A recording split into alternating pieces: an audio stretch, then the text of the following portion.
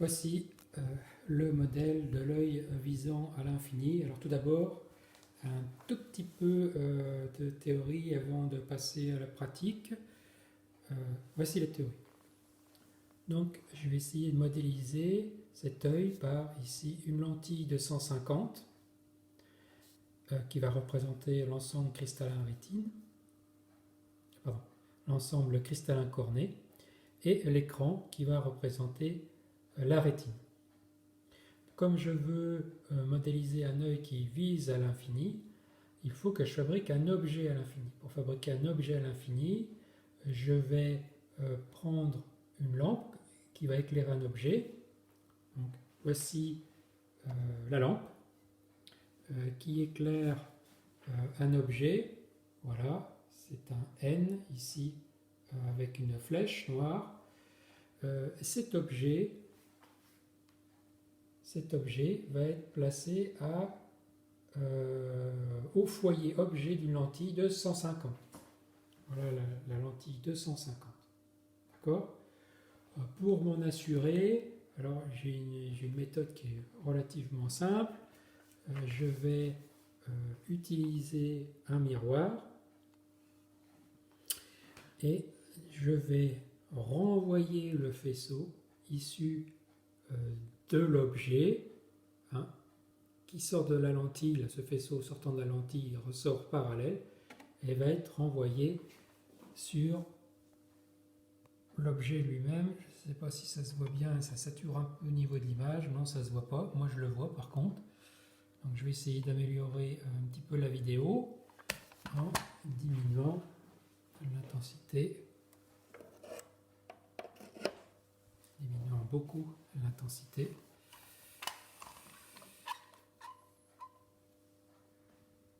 Là, voici, on voit le miroir en sortie de lentille renvoie la lumière. Comme la lumière à la sortie de la lentille est parallèle, la lumière est donc renvoyée par le miroir parallèle et revient sur l'objet lui-même. Donc, quand l'image et l'objet sont nettes, vous êtes sûr que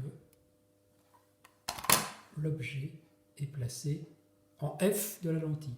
Ça représente ici donc 150 mm, la distance 150 mm entre l'objet et la lentille. Alors je vais laisser comme ça d'ailleurs le faisceau.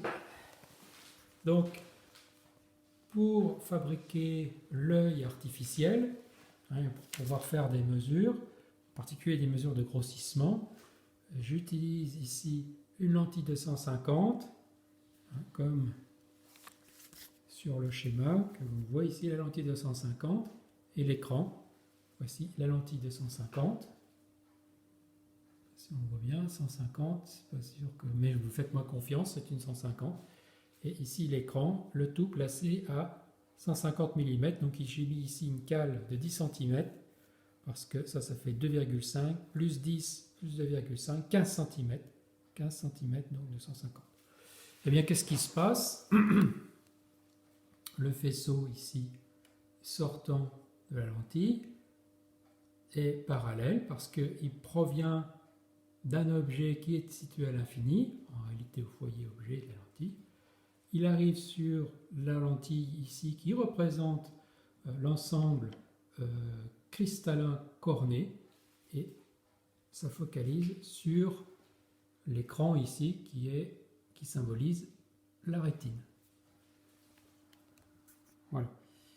Alors, je me mets devant.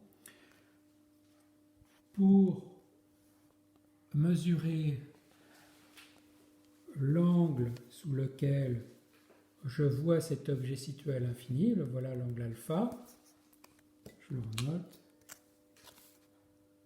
l'angle alpha ici, que je retrouve ici, eh bien, il suffit que je prenne cette distance-là, que je mesure cette hauteur-là, et je vais en déduire par la tangente l'angle alpha.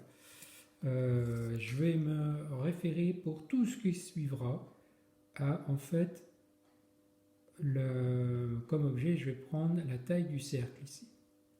D'accord ? Je ne sais pas si vous l'avez bien vu tout à l'heure. Voici la taille du cercle.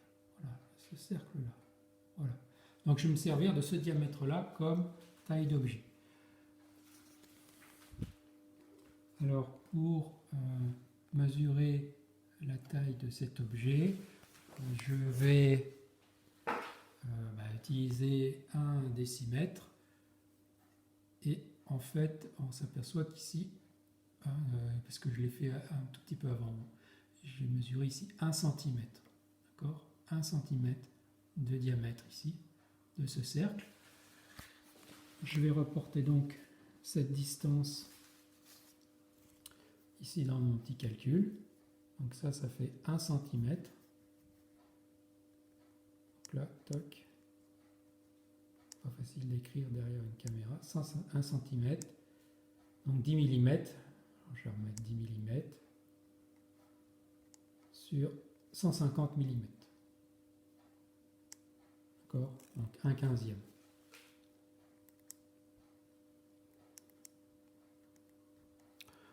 Alors 1/15e de quoi? 1/15e de radian. D'accord? Donc voici l'angle sous lequel je vais voir cet objet AB lorsqu'il sera à l'infini, à l'œil nu, avec mon modèle d'œil.